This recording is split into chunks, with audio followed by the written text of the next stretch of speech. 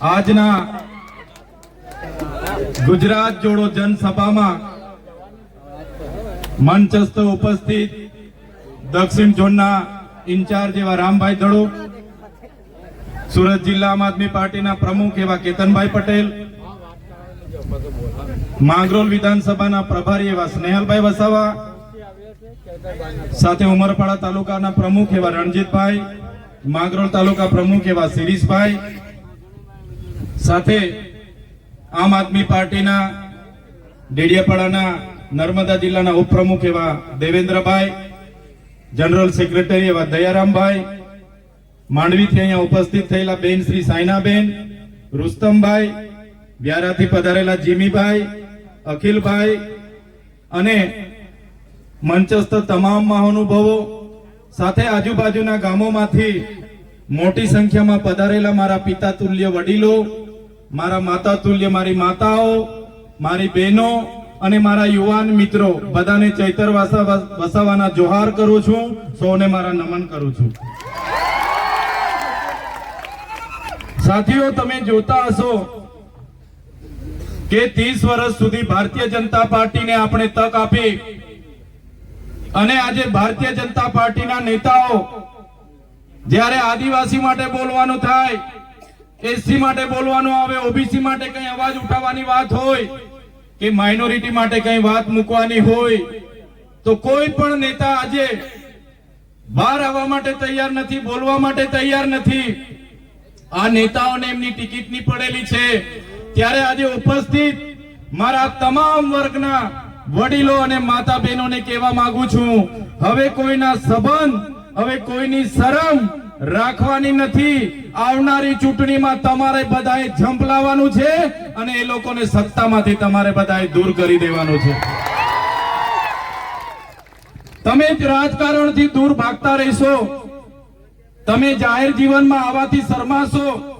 તમને થશે કે હું તો ગરીબ છું, આદિવાસી છું, મારી પાસે પૈસા નથી, ભાજપના નેતાઓ બહુ માલદાર છે, મેં કઈ રીતના લડું, મેં એમની સામે પહોંચી ના વળું.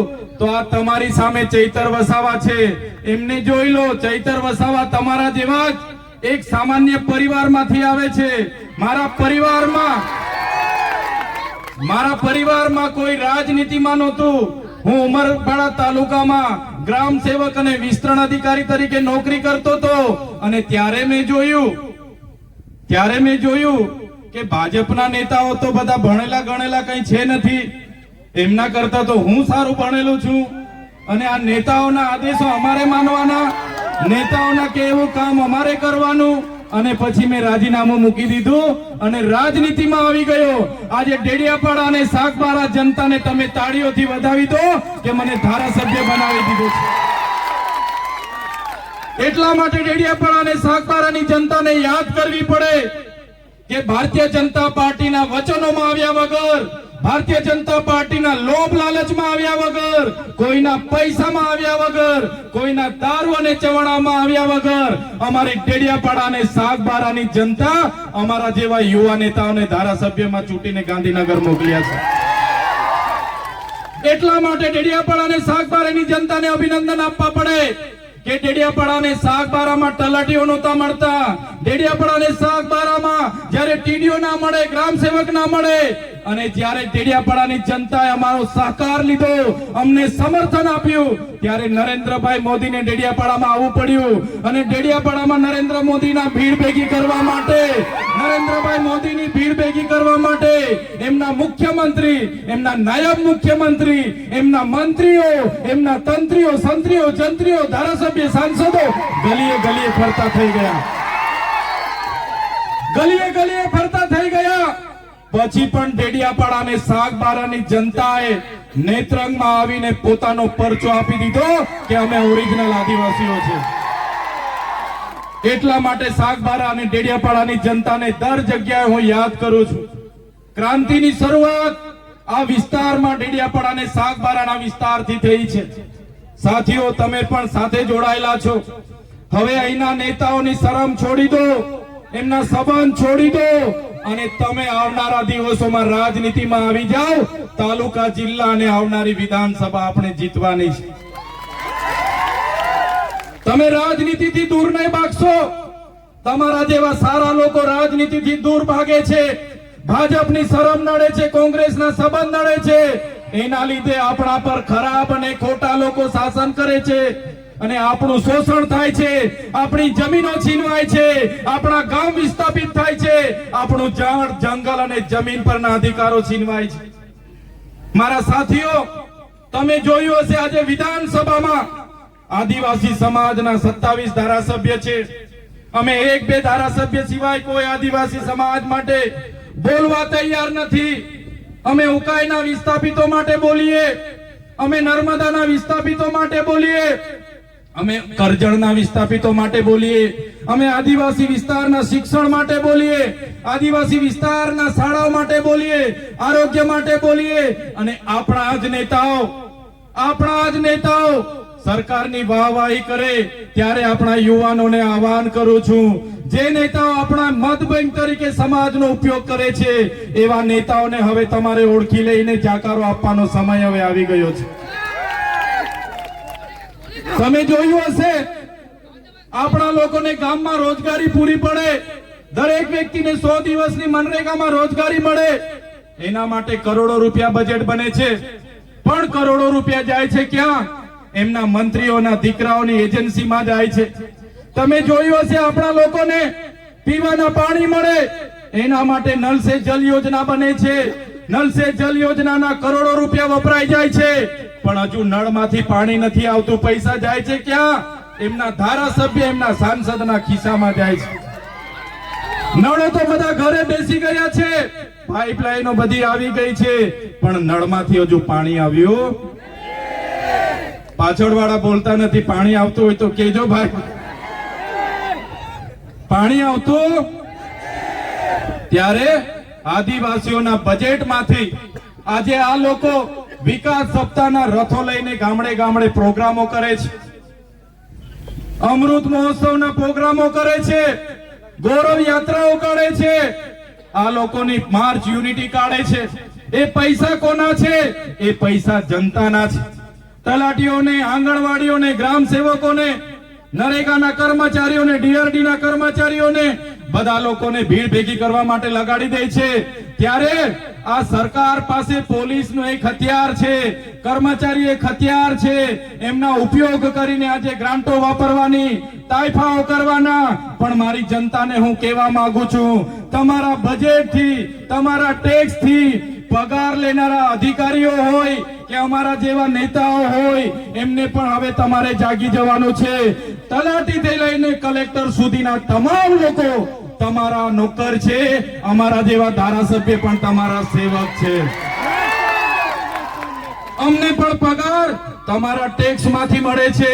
કોન્સ્ટેબલ થી લઈને એસપી સુધી, ડીઆઈજી થી લઈને આઈજી સુધી, તલાટી થી લઈને કલેક્ટર સુધી જેટલા પણ અધિકારીઓ છે એમનો પગાર તમારા ટેક્સ માંથી આવે છે.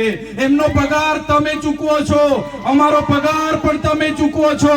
જેટલા પણ અધિકારીઓ છે એ તમામ અધિકારીઓ તમારા સાહેબ નથી, એ તમારા નોકર છે. નોકર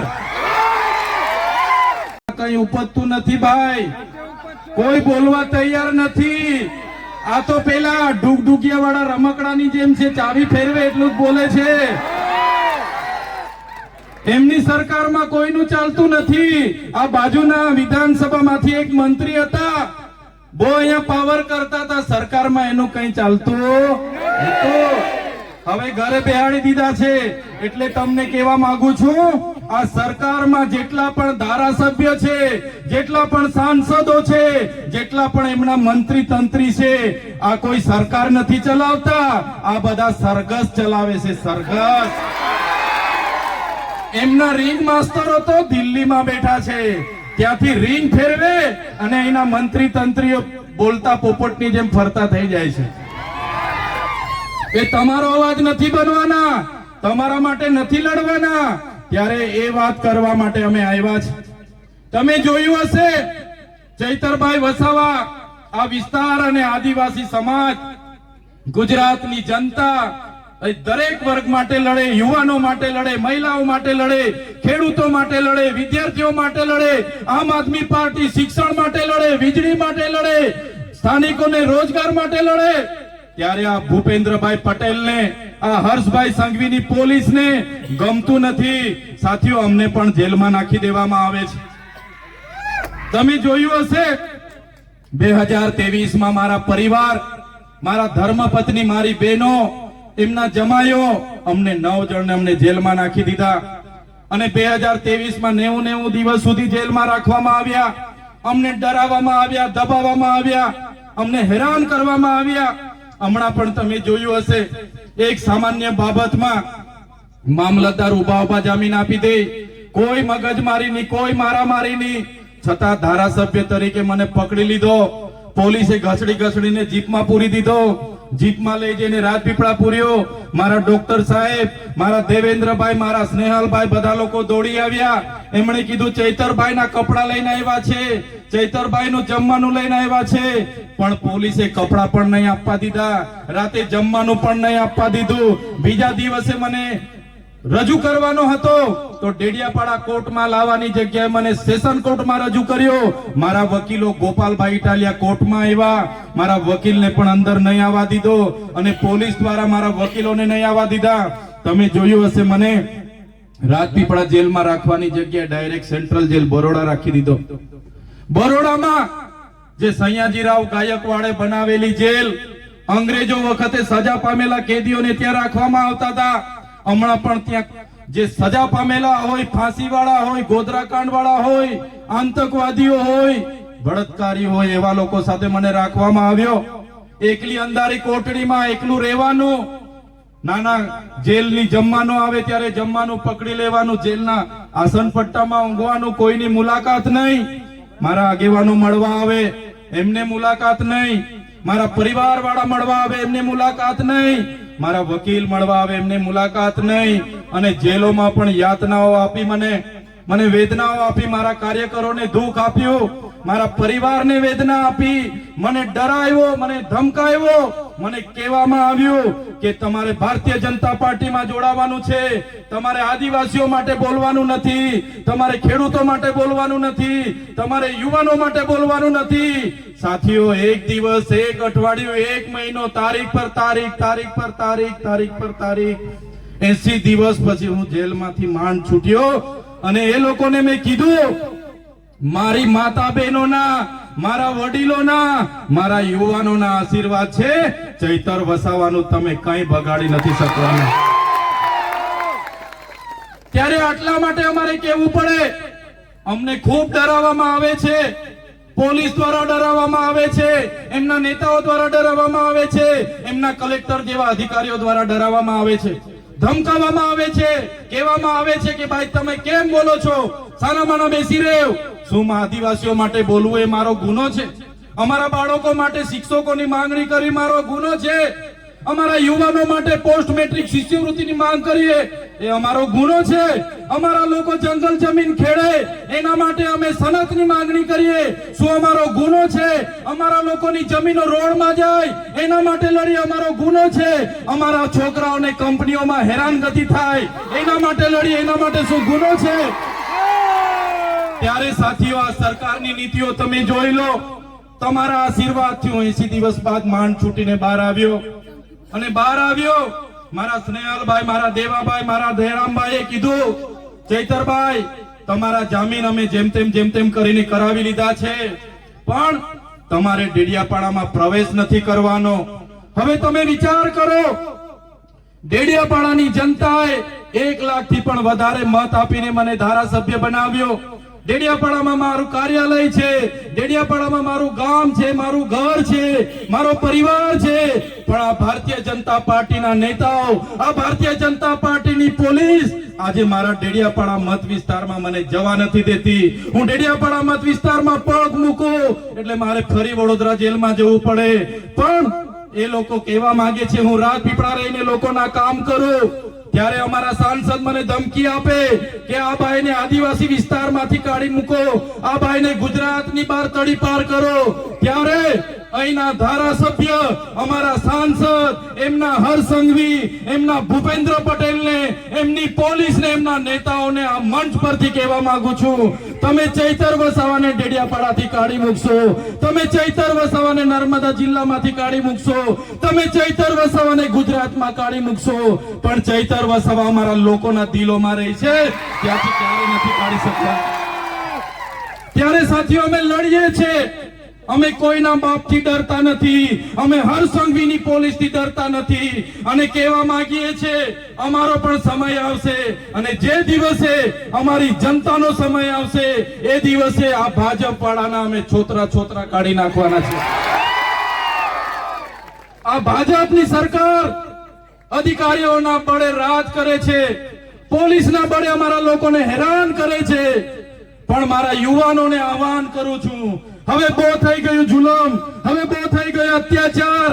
આમ આદમી પાર્ટી અને ચૈતર વસાવા તમને નેતૃત્વ પૂરું પાડવા માટે આવ્યા છે.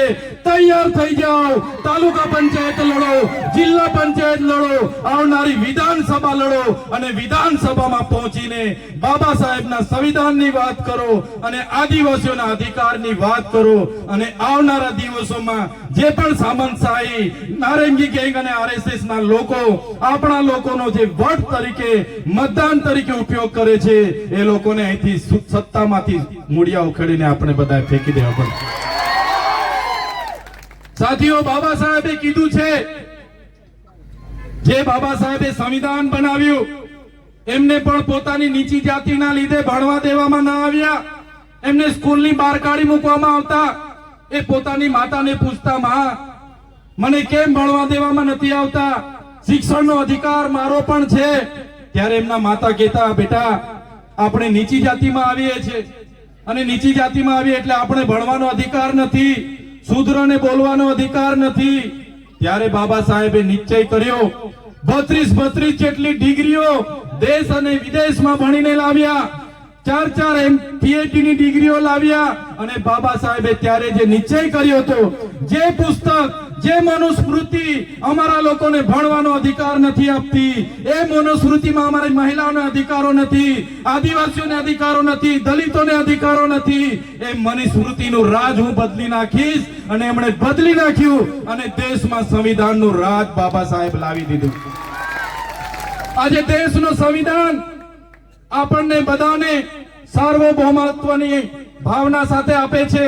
લોકશાહી, પ્રજાસત્તાક, સમાજવાદ આપણું બંધારણ આ દેશને પૂરું પાડ્યું. સાથે સાથે બંધારણની જોગવાઈ, એ ચાહે મુસ્લિમ હોય, હિન્દુ હોય, ઈસાઈ હોય કે ખ્રિસ્તી હોય, બધા લોકો માટે સમાન અધિકારો, ન્યાય, સ્વતંત્રતા, બંધુતા, વ્યક્તિત્વનું ગૌરવ, રાષ્ટ્રની ભાવના, રાષ્ટ્રની અખંડતા આપણું બંધારણ આપ્યું. ત્યારે મારા સાથીઓને વિનંતી કરું છું કે આવનારા દિવસોમાં જે પણ ચૂંટણીઓ આવવાની છે, સંવિધાનિક રીતે તમારા અધિકારો છે, બાબા સાહેબ અને જયપાલસિંહ મુંડાએ આપેલા આપણા અધિકારો છે.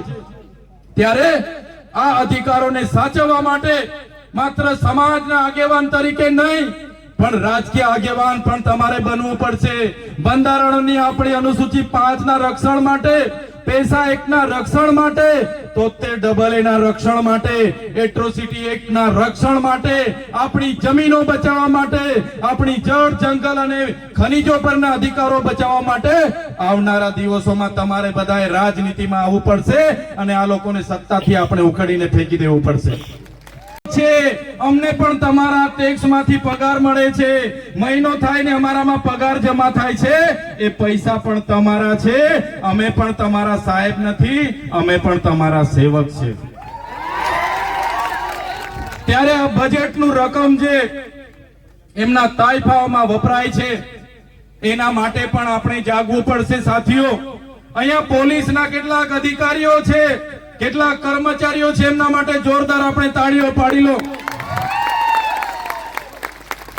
પણ કેટલાક પોલીસ અધિકારીઓ એવા પણ છે જે અહીંના ધારાસભ્યના ઈશારે, અહીંના સાંસદના ઈશારે, એમના કેટલાક ગૃહમંત્રીના ઈશારે અમારા લોકોને ખોટી ખોટી રીતે હેરાન કરે છે. એવા પોલીસ અધિકારીઓને પણ હું કહેવા માંગુ છું, 2027માં અમારો સમય આવે છે, 2027માં અમારો સમય આવશે. અમે તમારા જેવા પોલીસ અધિકારીઓ જે ભ્રષ્ટાચારી છે, હપ્તાખોરી કરે છે, જે લોકોને રાતોરાત કરોડપતિ બનવું છે, એવા લોકોને પણ પ્રમોશન આપીને સાબરમતી જેલમાં મોકલવા માટે અમે તૈયાર છીએ. જે પોલીસ અધિકારીઓ નિષ્ઠાવાન છે, સુરક્ષા, સેવા અને શાંતિનું કામ કરે છે, બંધારણમાં મળેલી જવાબદારીનું કામ કરે છે, એવા પોલીસ અધિકારીઓને ચૈતર વસાવાના કડા ખાતે સલામ. પણ જે પોલીસ અધિકારીઓ અમારા લોકોને હેરાન કરે છે, પરેશાન કરે છે, એ પોલીસ અધિકારીઓને આ મંચ પરથી કહેવા માંગુ છું, અમારો સમય આવવાનો છે અને અપના ટાઈમ આएगा, એ દિવસે તમારા પટ્ટા પણ અમે ઉતારીને મૂકી દઈશું. તમારા પટ્ટા એ કમરમાં પહેરવા માટે આપ્યા છે, તમારા પટ્ટા ગળામાં પહેરીને ધારાસભ્યની સાથે ફરવા માટે નથી. તમારા પટ્ટા ટોમીની જેમ ગળામાં પહેરીને સાંસદ સાથે ફરવા માટે નથી. તો જેટલા લોકો ટોમી બનીને ગળામાં પટ્ટા પહેરીને ફરે છે, પોલીસ અધિકારીઓ પણ કાન ખોલીને સાંભળી લે, 2027માં તમારી ફાઇલો પણ ખુલવાની છે. અમે દારૂ અને ડ્રગ્સ રોકવાની વાત કરીએ ત્યારે મારા પોલીસ અધિકારીઓ પીવાવાળાને લઈને આવે છે, પીવાવાળાને લઈને આવે છે, બસ પીવાવાળાને લઈને આવે છે. તો બુટલેગરોને કોણ લાવશે? તમારો કાકો. તમને પીવાવાળા દેખાય છે ને વેચવાવાળા દેખાતા નથી. ત્યારે એવા પોલીસ અધિકારીઓને પણ કહેવા માંગુ છું, અમે દારૂ અને ડ્રગ્સ માટે લડીએ છીએ, વિધાનસભામાં પણ લડીએ છીએ ને સડક પર પણ લડીએ છીએ. જે લોકો હપ્તાઓ સાથે જોડાયેલા હશે, ડ્રગ પેડલરો સાથે જોડાયેલા હશે, બુટલેગરો સાથે જોડાયેલા હશે, તો સંબંધ તોડી નાખજો. આવનારા દિવસોમાં ચૈતરભાઈ વસાવા, સ્નેહલભાઈ વસાવાની આગેવાનીમાં જનતા રેડ થવાની છે.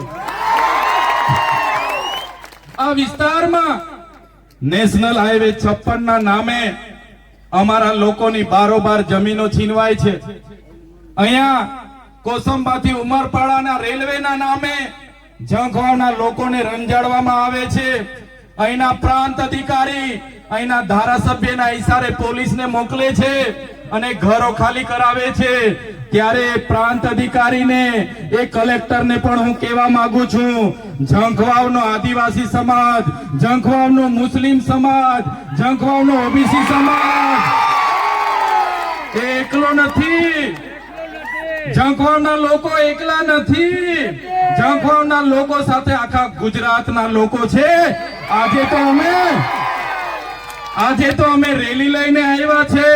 અમારા ઝંખવાવના આદિવાસી, મુસ્લિમ અને ઓબીસી, એસટી, એસી ને તમે હેરાન કરશો, આ ઝંખવાવ અને વાડીમાં રેલો લાવીશું અમે, રેલો. અહીંયા ઉમરપાડામાં 70,000 હેક્ટરમાં અભયારણ્ય લાવવા માટે આપણા નેતા ગાંધીનગર આટા મારે છે કે અભયારણ્ય લાવવું છે. ત્યારે નેતાને કહેવા માંગુ છું, આ જંગલ એ આદિવાસીઓએ સાચવેલું અમારું જંગલ છે. તમારું અભયારણ્ય લાવવાની વાત તમે અહીંયા કરતા નહીં, બાકી તમારું જંગલ ખાતું પણ અહીંયા નજરે નહીં પડશે. 1 વર્ષ પહેલા મારા ડેડિયાપાડામાં આ બાજુના કોઈ મંત્રી હતા, 400 કરોડ પ્રોજેક્ટ લઈને માલસામોટમાં આવ્યા હતા. એમને પૂછી લેજો હું હાલ થાય છે. ઊભી પૂછડીએ ભાગવું પડ્યું, આજ દિન સુધી દેખાયા નથી. ઓલપાડના હતા, અમારે ત્યાં વિકાસ વિકાસ કરતા કરતા આવ્યા હતા, માલસામોટમાંથી એવા તગડેલા છે કે હજુ દેખાતા નથી. ત્યારે અભયારણ્યના નામે, નેશનલ હાઈવે 56 ના નામે, રેલવેના નામે અને જે સોલાર ઉર્જાનો પ્રોજેક્ટ લાવવાના નામે અમારા લોકોને છંછેડ છો, તો આ વિસ્તારના ધારાસભ્ય અને આ વિસ્તારના સાંસદ નેતા અમે રેલો લાવી દઈશું, રેલો. એ ક્રાંતિનો છે સાથીઓ. દેશના વડાપ્રધાન સ્વદેશી અપનાવવાની, આત્મનિર્ભરની મોટી મોટી વાતો કરે છે, પણ પોતે વિદેશી કંપનીઓને લાવી રહ્યા છે અને આપણા લોકો સાથે ગેરમાર્ગે દોરવાની વાતો કરે છે. ત્યારે મારા યુવાનો, મારા વડીલો, મારી માતા બહેનો, તમે જોયું હશે જ્યારે દેશને નર્મદા ડેમની જરૂર હતી, આપણા લોકોએ ગામડાને ગામડા ખાલી કર્યા. જ્યારે ઉકાઈ ડેમની જરૂર હતી આપણા લોકોએ ગામડાને ગામડા ખાલી કરી આપ્યા, જ્યારે કરજણ ડેમની, કડાણા ડેમની અને જ્યારે પણ મોટા મોટા ડેમોની જરૂર હતી ગામડાઓ આપણા ખાલી થયા, જ્યારે જીઆઈડીસીઓ આ વિસ્તારમાં આવી, જ્યારે તળકેશ્વર જેવી જીએમડીસીઓ આ વિસ્તારમાં આવી, જ્યારે આ વિસ્તારમાં રોડ રસ્તા આવ્યા, આ વિસ્તારમાં રેલવે આવી, આ વિસ્તારમાં નહેરો આવી, ત્યારે આપણા લોકોએ પોતાની જમીનો આપી છે. આપણા લોકો પોતાના ગામ સાથે, સમાજ સાથે, પોતાના કુટુંબ સાથે, પોતાની સંસ્કૃતિ અને પ્રકૃતિ સાથે છિન્ન ભિન્ન થઈને દેશના વિકાસમાં યોગદાન આપ્યું છે. ત્યારે આજે દેશના આઝાદીના 78 વર્ષ પછી પણ આપણા લોકો માટે શિક્ષણ નથી, આપણા યુવાનોને કાયમી રોજગારી નથી. અહીંયા કંપનીઓમાં જાય 12 કલાક શોષણ થાય છે અને કાયમી કરવામાં નથી આવતા, પગાર યોગ્ય નથી મળતો.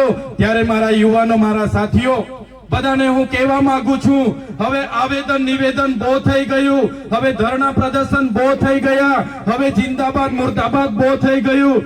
હવે જો આપણા લોકોની જમીનો છીનવાશે, હવે જો આપણા યુવાનોને રોજગાર નહીં મળશે, આપણા બાળકોને શિક્ષણ નહીં મળશે, આપણા ખેડૂતોને નર્મદાનું પાણી નહીં મળશે, ઉકાઈનું પાણી નહીં મળશે, તો અમે આહવાન કરીશું અને આપણે બધા ગાંધીનગરનો રસ્તો પકડી લઈશું.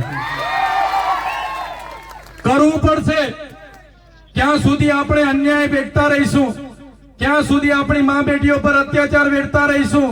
ત્યારે આપણા અધિકારો, સંવિધાનિક અધિકારો, બંધારણીય અધિકારો, આપણા સામાજિક અધિકારો બચાવવા માટે તમામ લોકોએ જાગવું પડશે. આજે દેશમાં 8% આદિવાસીઓ છે, આજે દેશમાં 15% દલિત સમાજ છે, આજે 60% ઓબીસી છે અને માઇનોરિટી એટલી છે 90% આપણે થઈએ છીએ.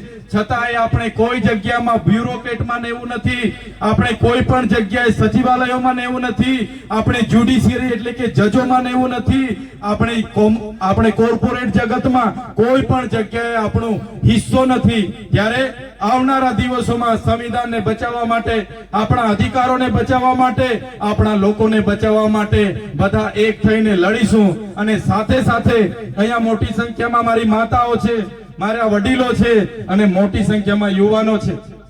યુવાનોને પણ આજના આ મંચ પરથી કહેવા માંગુ છું, તમે બધા મને માનતા હોય, મારું કહેલું જીવનમાં ઉતારવા માંગતા હોય તો તમને મારે વિનંતી છે, તમે ભણો. તમારો ભણવાનો સમય છે, તમારું કેરિયર બનાવો. પરિવારની તમારા પર બહુ મોટી અપેક્ષાઓ છે. ભણો, ગણો, આગળ વધો. જે પ્રકારે બાબા સાહેબે કીધું કે શિક્ષા એક એવી શેરણીનું દૂધ છે કે જે પણ પીશે તે દહાડશે. અને બાબા સાહેબના સિદ્ધાંતો પર તમે બધા ભણો, તમારું કેરિયર બનાવો એ વિનંતી કરું છું. મારા યુવાનોને કહેવા માંગુ છું, તમારા ભણવાનો સમય છે, ભણો. અને ખાસ તમે વ્યસન અને ફેશન થી દૂર રહેજો, એ જ મારી સૌને વિનંતી સાથે બધાને છેલ્લી વખત એકવાર મારું સૂત્ર બોલાવીશ અને મારા યુવાનોને કહેવા માંગુ છું, વ્યસનો અને ફેશનોથી થોડા દૂર રહેજો, તમારું કેરિયર બનાવજો. જ્યાં પણ જરૂર હશે અમે બેઠા છે. અને જે લોકો બેરોજગાર હશે ત્યારે આમ આદમી પાર્ટી નેતૃત્વ પૂરી પાડવા માટે પણ તૈયાર છે. ત્યારે વધારે સમય થઈ ગયો છે, ઘણા લોકો ઘણા 2-3 કલાકથી બેઠા છે. ત્યારે હું તમને પરિવર્તન બોલાવીશ, તમારે બધાએ પરિવર્તન કહેવાનું છે. બધાએ 2 હાથ જોડીને, મારું છેલ્લું સૂત્ર છે, પરિવર્તન આપણે ગુજરાતમાં લાવવાનું છે. એટલે બધા જ લોકોએ પરિવર્તન બોલવાનું છે. ઝંખવા માંગે, ઝંખવા માંગે, માંગરોળ માંગે પરિવર્તન, માંગરોળ માંગે ઉમરપાડા માંગે પરિવર્તન, ઉમરપાડા માંગે પરિવર્તન, સુરત માંગે પરિવર્તન, સુરત માંગે પરિવર્તન, પરિવર્તન, પરિવર્તન, પરિવર્તન, પરિવર્તન. ધન્યવાદ. જય જોહાર, જય આદિવાસી, જય ભારત.